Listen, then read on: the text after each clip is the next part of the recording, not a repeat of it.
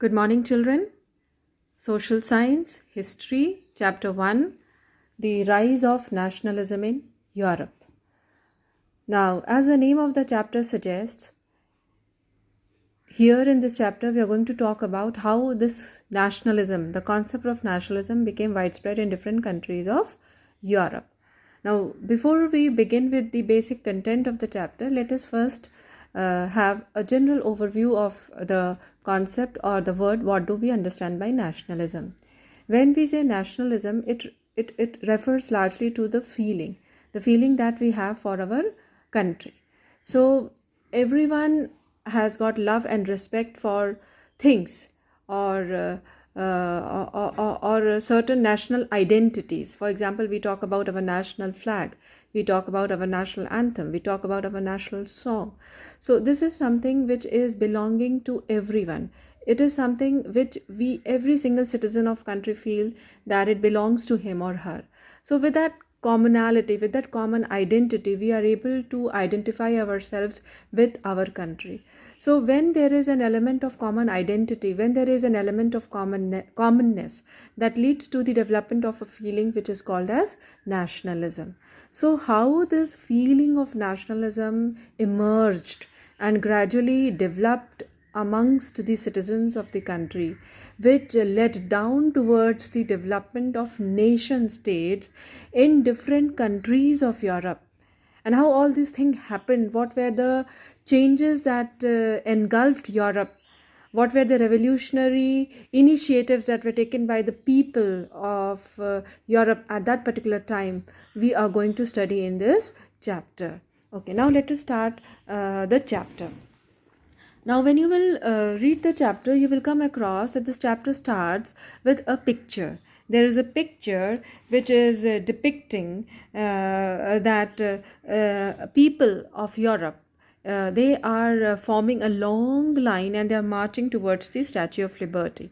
And when we talk about this Statue of Liberty, as the name signifies, it talks about freedom, it talks about liberation. And liberation from what? Liberation probably from monarchy. So we all have seen that how this Statue of Liberty became a symbol of freedom in France. So this revolution started largely in France, and how this French Revolution developed the feeling of liberalism to the citizens of the world. That whole story we have already read. So when it was not just a word, it was a feeling which has engrossed mind, heart, and actually the actions of every single citizen of countries of Europe. So it spread like fire, and people wanted to have it in their own country because it promised them freedom, which everyone feels that is their basic right. So here in this chapter, we begin with a picture that is drawn by Frederick Sorey. He was a French artist. And so it is a painting which is drawn by Frederick Sorey in the year 1848. And this is a painting which largely visualizes the dream of democratic and social republic. So this was a dream of Frederick Sorey, who was a French artist, and he painted this painting because he wanted a democratic and social republic that needs to be set up in Europe. So at that particular time, when there was monarchy system, when there was conservatism that existed in the country, conservatism means people believed in old thinking and old concept of being ruled by monarchy. This kind of belief to have freedom was considered to be out of the box thinking. So it was largely considered to be a vision, an ideal vision of the society. Something, when we talk about the word utopian, it means that it is a dream which we want to become, which we wanted to become real. So we wanted to make our dream a reality. So that time, this utopian vision was considered to be a dream. It was a strange idea, out of the box idea, and this was an idea which was expressed by Frederick Sorey, who was a French artist, through his painting that is being drawn on the first page of your chapter. the rise of nationalism in Europe. So this painting becomes very important, and the idea that is depicted of Frederick Sorre here in this painting is also very important, because it is talking about his utopian vision. And this utopian vision means the establishment of democratic and social republic, and it also wanted to end up the absolutist power. So there is a mention of this word absolutist also. When we talk about absolutist, it means the absolute power. Absolute power, who has the absolute power? It is the monarchy who has the absolute power. So this was a utopian vision, dream, or an imagination that they wanted, that there should be complete and elimination of absolutist regime, and there should be a setup of democratic and social republic. Now when these things started developing, and it started developing largely because of the because of the French Revolution, because of the French Revolution that gave this concept of liberalism or liberty to the people of the world. And when you will see the picture, you will come across that there is a huge procession which is passing by the Statue of Liberty, and there are countries like United States of America, like Switzerland, and and these countries were by then already a nation state. So they had their own country, they had their own people, and it was being ruled and governed by the government at that time. So they were largely considered to be a nation state, and French people, they were identified as with their tricolor, revolutionary tricolor that they were carrying, and they were actually the harbinger of the liberty, because they were the one who fought for liberation of the community, the peasant community, the third stage, from the nobles and the clergies. So you will come, this is basically an idea or a gesture to show that people were now coming up with the concept of nation state. So, and you will see in the picture also that from the heaven, the God, the Lord Christ, he is there with saints and angels, and they're gazing on the scene, and that people are marching towards liberty. And this has been done in order to symbolize, that it has got the acceptance from God also, and it wants that there should be fraternity among the citizens of the world, or among the nations of the world. Okay, and then when we talk about Frederick Sorre dream, it means that there should be an end to the absolutist institution, and there should be a development. Here we are talking about European vision, and that refers to the development of the distinct nation, a nation which has got its own national flag, a nation which has got its own national costume, national language, and its culture. And also that was something utopian vision, because at that time when we did in our previous class about French Revolution, we have talked about, there we have already talked about different societies that existed, different dynasties that were ruling over the country. So remember, we talked about Bourbon dynasty, and the monarch was Louis. So that was basically a system that existed, dynastic rule, dynastic succession that existed, that ruled over the country. So here we want a nation which is not ruled by the king, but which has got a government, and that is why this is considered as a utopian vision. And this is being idealized here, this is being visualized here by Frederick Sorre, and he wants that there should be a concept of distinct nation with its flag and national costume.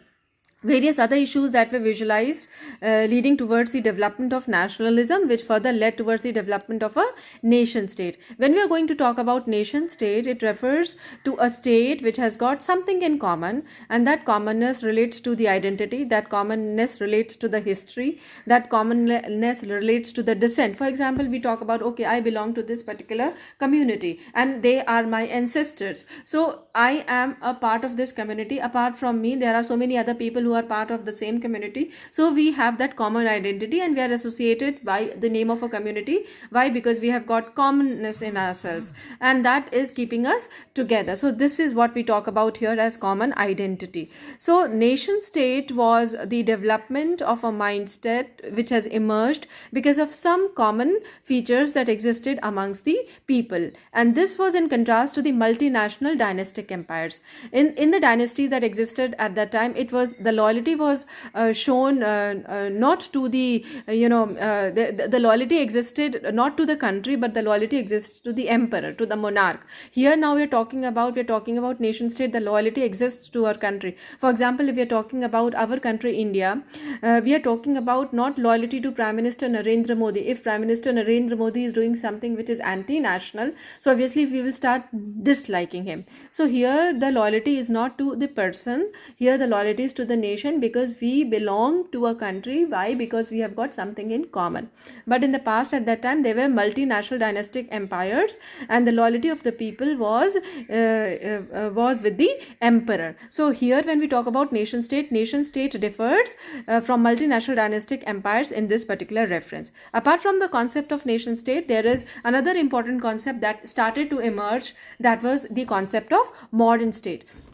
When we talk about modern state, it refers to the centralized power, the government which is at the center, and that government exists because that government is elected or chosen by the people of that country. So here when we are taking up the introduction of this particular chapter, we are talking about how Frederick Sorey, who was a French artist, had this utopian vision of the formation of a nation state, and that nation state emerged because of national identity, common identity, common historical past, common descent, etc., and which ultimately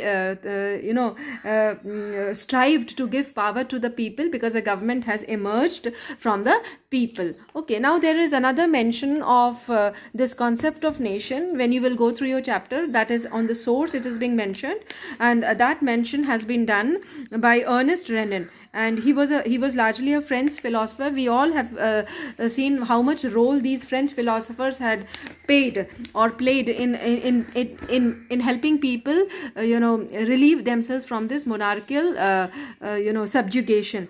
So here there is a mention by Ernest Renan on the concept of nation, and he says that when we talk about a nation, it is largely the culmination of the past endeavors, the sacrifices and devotions which men have given for the betterment of their country, and that had given them a glorious past, and people have fought together for that kind of freedom which they aspired for, and that gives them and that is the essential condition for the people to continue striving to fight for their particular nation. So when we talk about a nation, it has never any real interest in annexing or holding onto a country's against its will. So when we talk about this feeling that okay, one country is going to wage a war on another country, and then it is something, when we talk about that, is something we are having high on aspirations, and we are having too much of ambition, and largely we are not thinking in that respect about humanity, and we are forcing those people to join our country. So that is not nationalism, that is not nation state. When we talk about nation state, we talk about the willingness of the people. So this is what is being emphasized upon by Ernest Renan, where he was a philosopher, and that is why he emphasized that will of the people matters a lot when we are constituting a nation. So at that time, will of the nation or will of the people was important, because you have seen that how Napoleon annexed different territories and started holding it in his bag, and people were not largely happy, because he came with the promise of bringing liberation, with the promise of liberating the people, but ultimately he himself turned to be a monarchy. So here what is the concept of nation and what was the dream of the French artist at that particular time is clearly depicted through this painting, and also by an expression from Ernest Renan. Now we are going to move on to the next concept of this or next section of this chapter. Here we are going to talk about the French Revolution and the idea of the nation. The French Revolution and the idea of the nation. So when we're going to talk about the French Revolution, you all have experienced, you all have seen that this French Revolution gave the world this concept of liberty. It generated the idea of a nation state. And we all know that French Revolution started in the year 1789. and with the starting up of the French Revolution, lot many constitutional changes was formed, took place in France. It led to the establishment of constitutional monarchy. Then there was a convention, and then with the coming in of Jacobean Club and all, there was convention, and then we had what do we say, executives, or the State General that got formed finally, and then directives were also paved way, and that led especially towards the rights of the people to be taken into consideration, so that the emperor could do things which is going to be for the betterment of the large masses. Okay, so here what we see, that the power was largely given to the people. So this was basically the points that emerged from French Revolution. Now we are going to study how these French revolutionaries paved the way for the development of liberal ideas and or liberal mindset into the minds of the people. So what were the ideas, or what were the things that emerged, what were largely the outcome of this French Revolution? That is what we are going to talk about. And this question is also very important, because many a time the question is asked as to what were the ideas that emerged from these French revolutionaries. Okay, so that led towards the development of a collective identity amongst the citizens of the country. So in that respect, we are going to take into consideration first idea, that is the idea of la patrie and la citoyen. So when we talk about la patrie, it refers to the fatherland, and la citoyen, it refers to the citizens. So this is the citizen and the fatherland that is being associated, as we associate our country, that this is my motherland. So there it was la patrie, that is the fatherland, the citizens, and they belonged to their father, and every child is equal to a father. A father is not going to be partial to one child in the same manner. So they talked about that with this concept of la patrie and la citoyen, there should be equal rights that should be given to the citizens of the country. So and this is going to help in the unification of the people, the minds of the people. So the another step that was taken into was that everyone should have this equal rights. Second was that they should be having a French flag, that is a tricolor, which was taken up to replace the royal standard of flag, that symbol that they earlier used to have. So that will again develop a kind of common identity. And then there was the election, remember, of a state general, and this state general was a general that was elected by the active citizens, active citizens of the country. So they elected the state generals, and so it was people participation in the election, in the choosing of the government, that again led towards the development of belongingness, and everyone came together and they started feeling that okay, this is our government, and this government is chosen by us, probably it is going to do things for our betterment. And then there was new hymns, songs, etc. Remember the song, the Marseillaise, national anthem, they all were composed. So that again led towards the development of what do we say, a common identity. And then there was another thing, that was centralized administrative changes that was incorporated, and which led towards the formulation of uniform laws for all the citizens of the country. Different custom duties that existed at that time, that was also abolished, and uniform weights and measure system was introduced, and all these things started establishing an element of equality among the people.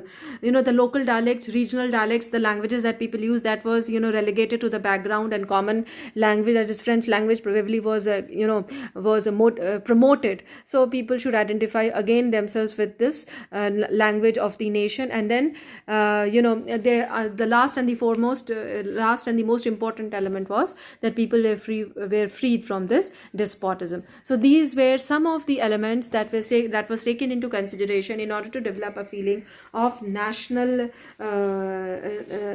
identity, or a collective identity, which led towards the development of the feeling of nationalism. Apart from this, there was also the establishment of Jacobean clubs, in different parts of Europe, because that groups, those people who were not happy with the way monarchy was functioning, they started grouping themselves. So it was not only in France, it was in different parts of world, also in Europe, different countries, also small Jacobean groups, they started getting formed, and these Jacobean groups, they started fighting for their rights. Okay, and they started campaigning, for certain demands which was not getting fulfilled, and they started pressurizing the government. It was formed in Belgium, it was formed in Switzerland. Late in the 1789, that French Revolution started, and in 1790s, it started happening in different parts of the world. So, and this idea of revolution or was being carried by the French revolutionaries in different parts of the world also. And when Napoleon came into being, he also started introducing series of reforms, and that again further brought more liberation among the system of functioning of France. But he brought lot many revolutionary changes. And he introduced that civil code. There is a concept of civil code that was introduced in the year 1804, which is also known as a Napoleonic Code. So this question becomes very important. Here it could be asked as 3 marks question, that in which year the civil code was introduced, what is the another name for civil code, who introduced the civil code, and what were the features of civil code, what were the points that was taken up into consideration under these civil codes. So when you were going to talk about the points, there are 3 important points. The first one was that they are going to take away the privileges that people were getting since birth. Remember, the first estate and the second state, the nobles and the clergies, they were getting privileges by birth. That was abolished. And then there was equality before the law that was established. They established equality, that everyone is equal before the law. If they are committing something which is not considered to be right by the constitution of the country, the same punishment should be meted out for same type of crime. Then right to property. Everyone should be given the right to have a property, and that further added that the peasant community, they gradually started owning properties, or the middle income group, they started owning properties, and that gradually gave rise to the middle class. So this is how with the right to property was given. So the middle classes started emerging. They started gaining education, health, and other things. So we will be talking about this middle class later on, because they played a very important role in the transformation of the society. And then what happened? He abolished that feudal system that existed, and that he simplified various laws that exist, manorial dues and administrative divisions. The kind of functioning that was happening in the administrative setups, that was also being simplified, made easy for people to understand. So this is how reform started taking place. And when these all reforms started happening, people started gaining freedom, and they started growing and developing. So peasants, artisans, workers, and then new businessmen, they started enjoying these new kind of freedom. Okay. What gradually, when Napoleon started gaining power, he started annexing kingdoms, he started moving out from France, and he started expanding the territorial boundaries of France. He started realizing that he need to have more and more power, and that hunger for power started turning him from a modernizer, from an harbinger of liberty, to an autocratic person. So he himself became quite autocratic later on. And then what he started getting, his armies were freedom. The armies were not given that much of freedom to express themselves. He started directing the armies, and then he started moving on to the common people. Their expression was a bit started to be curtailed, so that all created problem. So Napoleon, who was perceived as the harbinger of liberty, was being realized by the new colonies that he conquered, that actually he was turning himself to be a monarchy. So people started disliking Napoleon, and they started feeling that these new administrative arrangements, they are not actually going hand in hand with the political freedom that they earlier enjoyed. Freedom means a country which were free, they were enjoying their life. But then with the conquer by Napoleon, they were not getting those freedoms. They were prospering, but they were not getting those freedoms. So there were lots of money that was imposed, charged from them in the form of taxation. There were restrictions, there were censorship in reference to their expression. They were forced to join the army. When he wanted more men to conquer the rest of the Europe. So that actually started negating all the good things that Napoleon did, and that actually made his downfall. So that is how, remember, it started happening from 1830 when 13 sorry when he lost the Battle of Leipzig, and then in the year 1815 there was a Battle of Waterloo in which Napoleon was finally defeated. So that is how we see that how Napoleon, who was considered as the harbinger of liberty, who also established Napoleonic Code, which was also known as civic code, so civil code, that actually paved way towards the establishment of despotism, or tyrannical rule over the people, and that became a cause for his downfall. So this was a part for Napoleon. Now we are going to move on to another section, that is we are going to start and talk about this making of nationalism in Europe.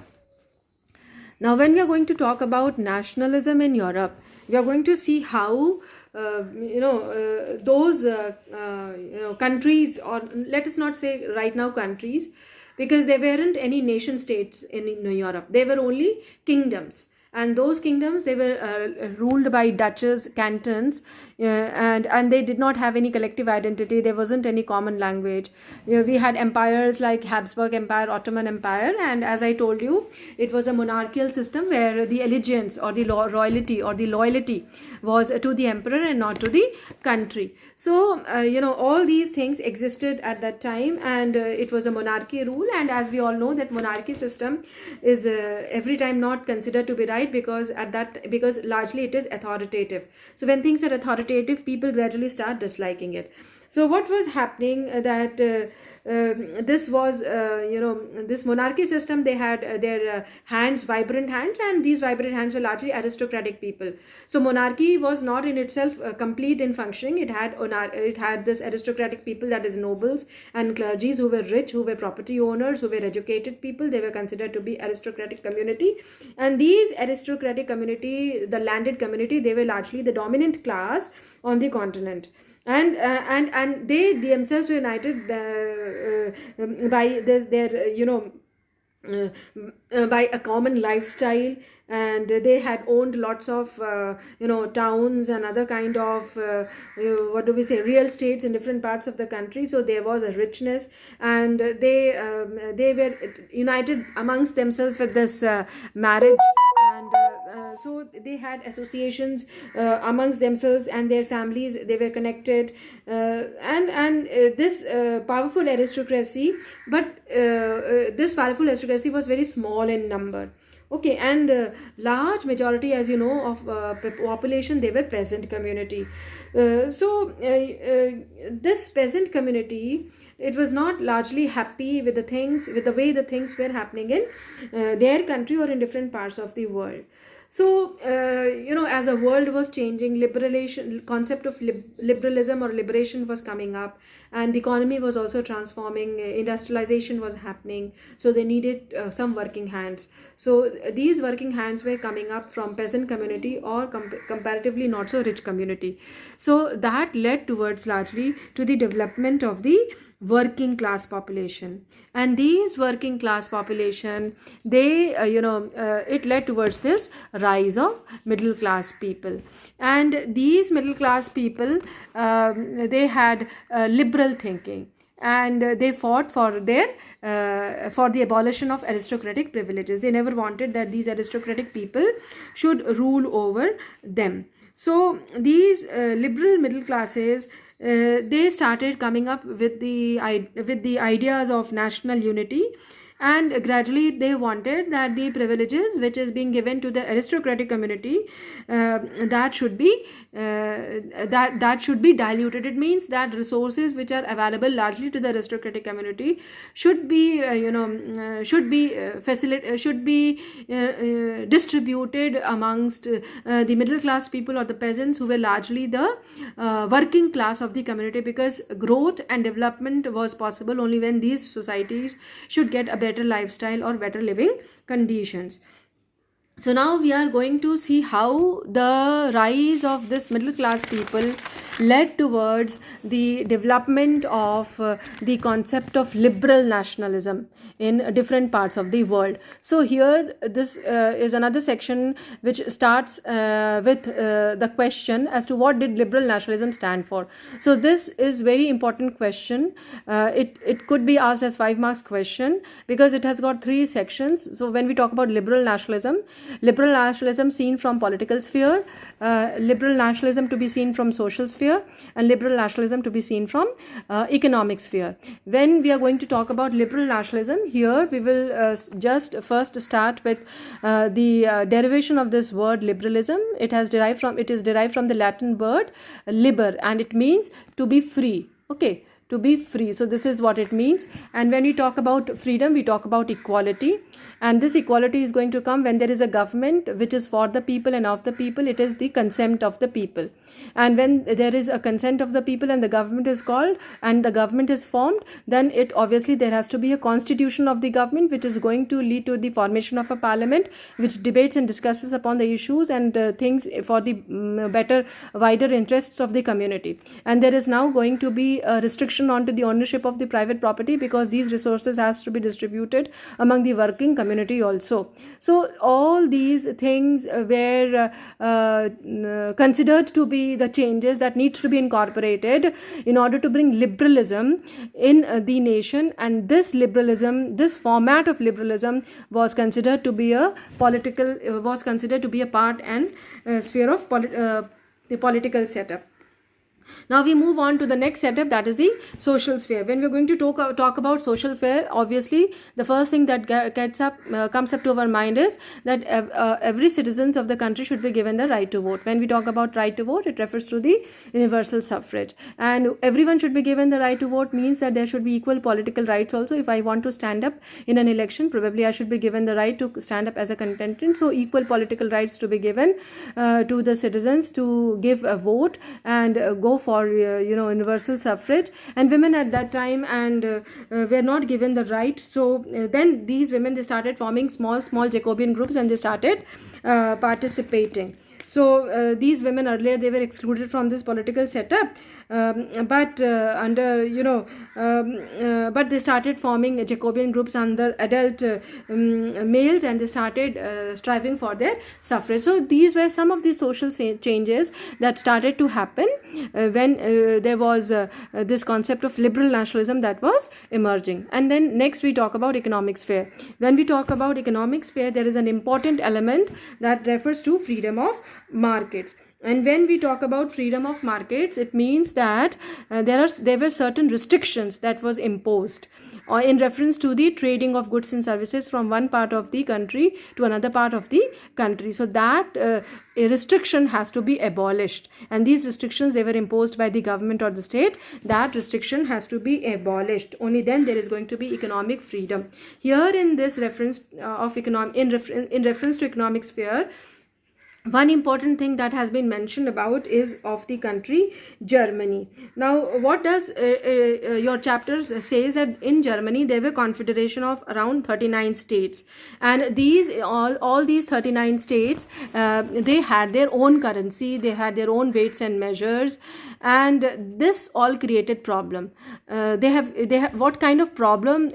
Different currencies of the states and different weights and measures that existed among the goods created is being referred to this LA. LA was a measure of cloth. So what it talks about LA is this, that for the measure of cloth, it varied from different states to states, different region to region. For example, if you talk about Frankfurt, one LA of cloth would be around 54.7 centimeter. If you talk about another part, it could vary to 55.1 centimeter, or to another part it was around 64.6 or 65.6 centimeter. So this 1 meter or 1 LA of cloth did not had a fixed value in different parts of the Germany, in different states of the Germany. So the measurement created a problem. The tariffs that was imposed in different states, that again created a problem. So the movement of good was not that much convenient. So in order to eliminate this problem, that a single country faced, the solution was that there has to be a creation of unified economic territory, and that led towards the creation of this Zollverein that was created up in the year 1834, and this is known as economic nationalism. And what is this Zollverein? Zollverein is largely, it is a custom union. Okay, Zollverein was largely a custom union, and it was initiated by the by the initiative of Prussia, and later on Germany also joined it.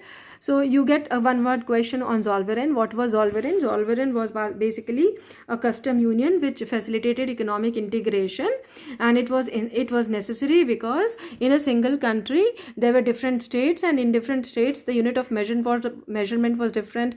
Weights and measures, that is the tariffs that was imposed, that was also different. That created a problem in the easy transportation of goods and services from one part of the country to another. So that restricted economic freedom, or that restricted to make a good available to different parts of the country. So that probably would hinder into the development of the concept of nation state. So this was a new concept that has come up, that was known as Zollverein, which was the common custom union which was formed. The country that initiated was Prussia, and which reduced the that was the number of currencies that was used in Germany from 30 to 2.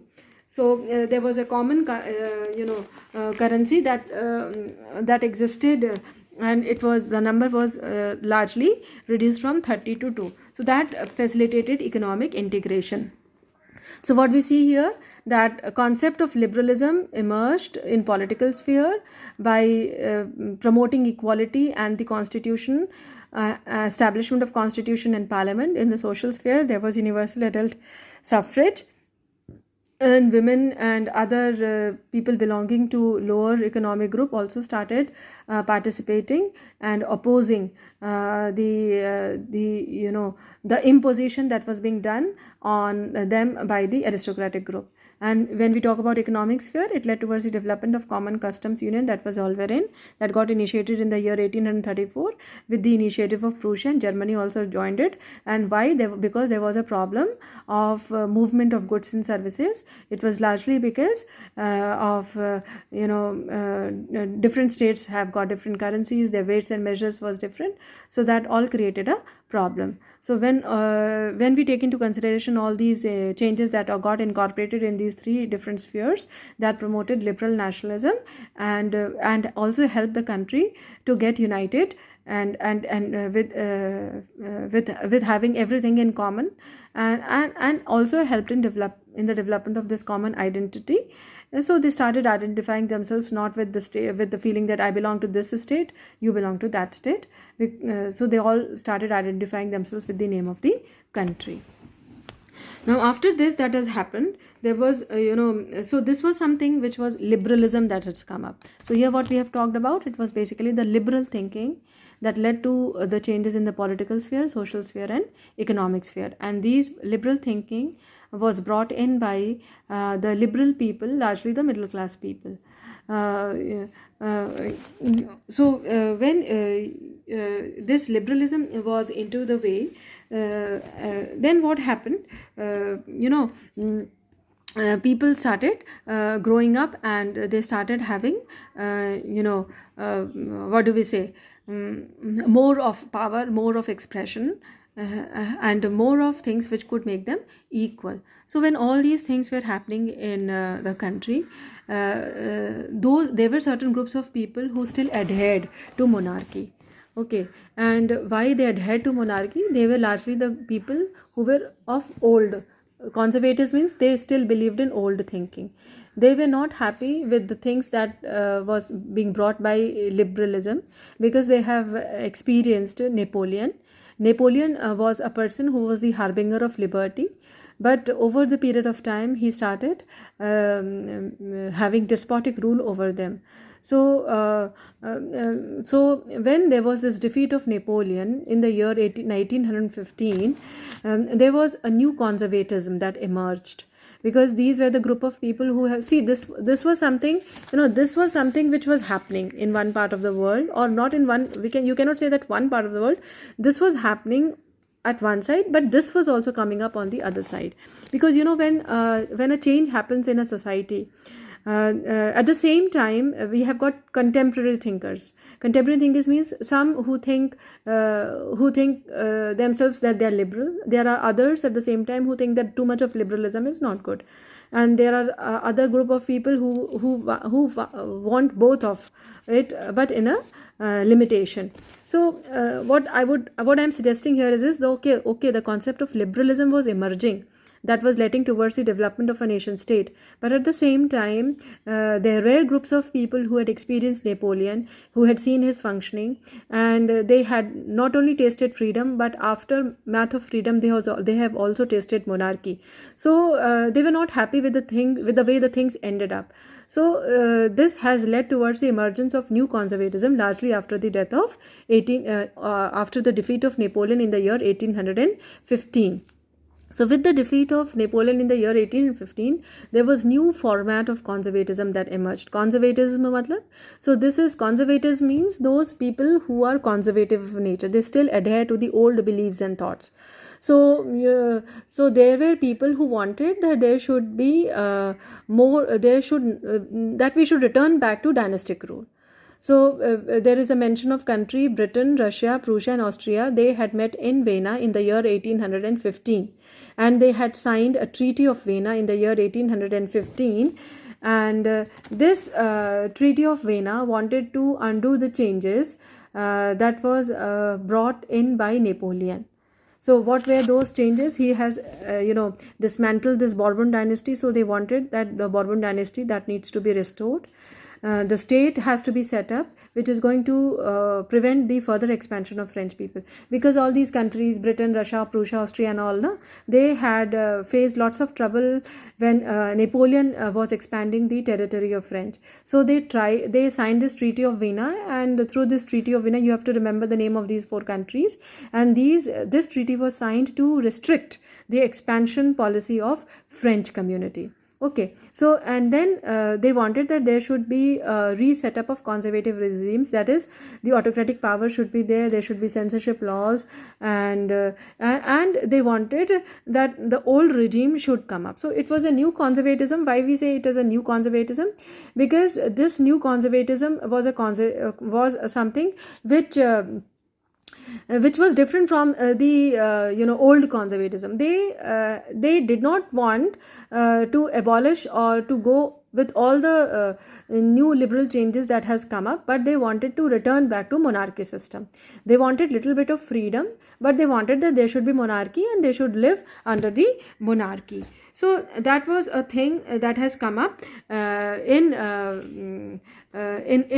some part of the country. That was a thinking that has emerged in some part of the country, largely because they had tasted that how Napoleon himself turned to be an autocratic ruler. So largely it was after this Waterloo defeat, that is in the year 1815, conservatism was again set up, and that led towards the autocratic rule that earlier existed.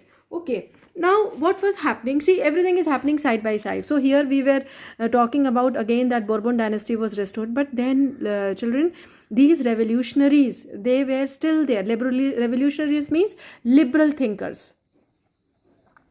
Okay, so they were still existing. So they were the people who still existed, but then when this monarchy was again restored, they could not think freely. So what they started doing was they started forming secret societies. Here I forgot, here when we talk about this Treaty of Vienna, you have to remember that this Treaty of Vienna was initiated under the leadership of Austrian Chancellor, and his name was Duke Metternich. This name you have to remember.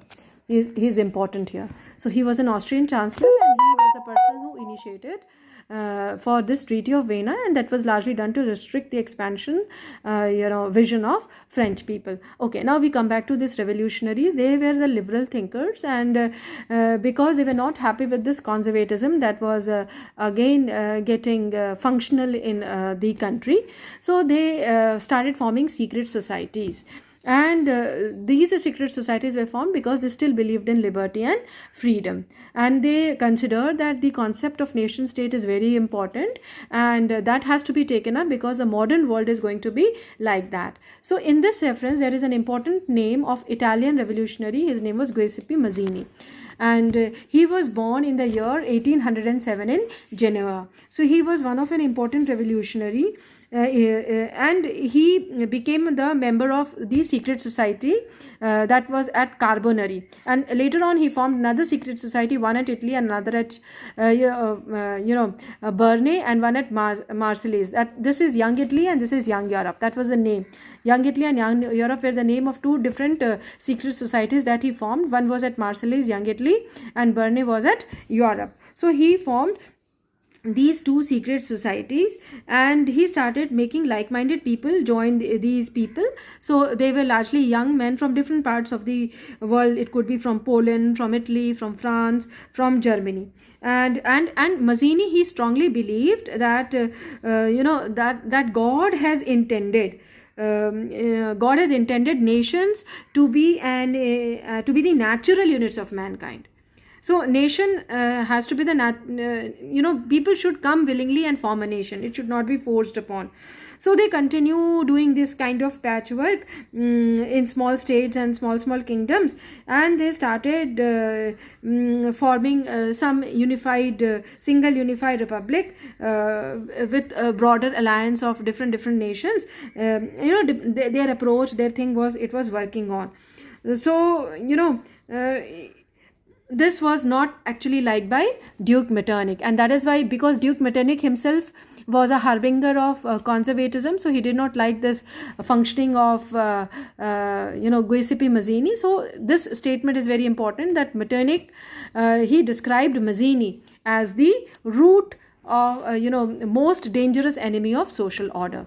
So who described Mazzini as the most dangerous enemy of social order? It was Duke Metternich. Why do you think Duke Metternich described Mazzini as the root the most dangerous enemy of our social order? So then you will be writing, because he was a liberal thinker and he started creating new secret societies, and he started with Young Italy and Young Europe, and later on he started forming a patchwork of small states and kingdoms with different countries of the world, and gradually was able to form single unified republic with wider alliance of the nations.